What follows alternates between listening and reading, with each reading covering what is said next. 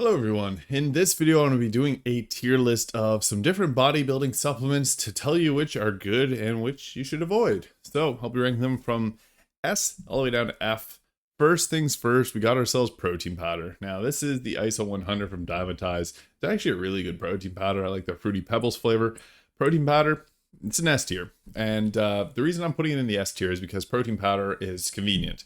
If you want to hit 150 grams of protein a day, you're likely going to have protein powder unless you're eating a lot of chicken, beef, and other high protein foods.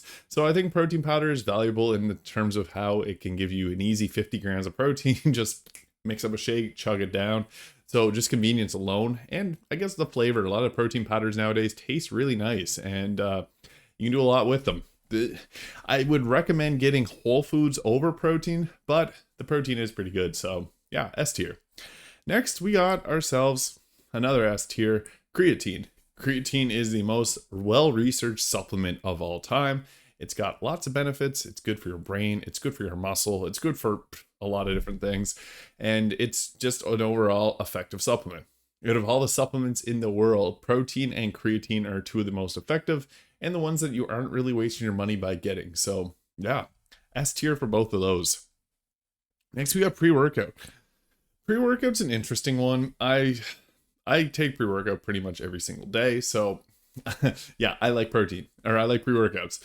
I'm gonna put it in the A tier. It should probably be in B to C tier because it's not super effective, but compared to all these other ones, I think it's a nice thing to have. I prefer a caffeine-free pre-workout and one that's leaning towards higher citrulline malate content because it's going to give you better pumps. Glycerol is also a really nice ingredient I like to see in pre-workouts. Things like beta-alanine are common as well, but beta-alanine is going to give you the tingles and the itchiness that not a lot of people like. But in Ghost pre-workout, not my favorite, but it's a decent one. So yeah, A tier. Next, we got the Oxy Shred. This is a fat burner, so I guess this means all fat burners in general. I want to put them down in the C tier. Now, pill fat burners I think are a little bit worse. The reason I'm not putting this in F tier though is like this Oxy Shred in particular, but most fat burners taste really good. And for me, if I'm drinking a fat burner that tastes good, I'm not going to eat as much sugary crap later in the day. So I think the flavored fat burners are nice because it's kind of like a Kool-Aid that gives you a few extra ingredients and no extra calories. So like there is some benefit to it. But most people, like I work at a supplement store, a lot of people come in there thinking that they are going to get, great fat loss just from this simple tub of fat burner. But no, it doesn't really work that way. So yeah, I'm going to put in the C tier just because there is benefit to having good flavor. Finally, we got ourselves mass gainer.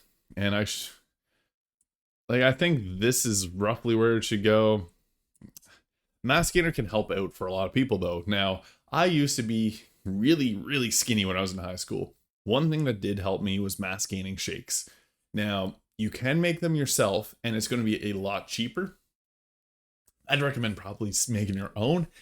All you need is protein powder, peanut butter, some oats, and you can kind of whip up your own thing that's going to be healthier than most fat or mass gainers, and a lot cheaper too. Now, if you got disposable income and you don't mind spending a little bit extra to get some mass gainers, something like this tub here has like only 8 servings on it because you take 4 scoops per serving. So it ends up being quite a bit, but it's decent. Not the worst supplement in the world, but yeah, wasn't many supplements here. I just want to rank them though. Protein and creatine, two of the best, most researched, most effective. Pre-workout, kind of like a ritual for me to take it, but some of the newer pre-workouts with glycerol and citrulline malate are good for opening up your blood vessels, so it gives you more nutrients into your muscle. So I think there is some value there, but you can skip out on all these. If you only need to buy 2 supplements, protein, creatine, you're good. So yeah, that's my supplement tier list. Thank you so much for watching, and I will see you in the next video.